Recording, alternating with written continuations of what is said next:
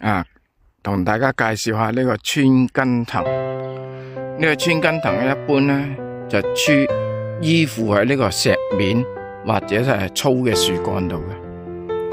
咁佢係一種中草藥啊，驅風除濕呢個鐵打方面咧就非常之好嘅。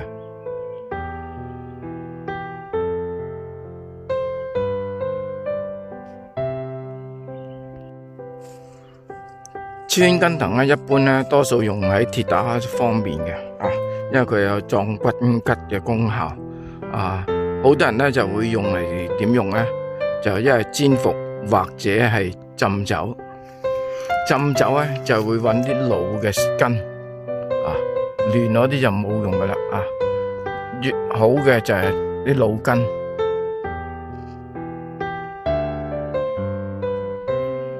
呢一紮匍匐喺呢個石面嘅，啱正路邊一個大岩石面頭非常之靚嘅。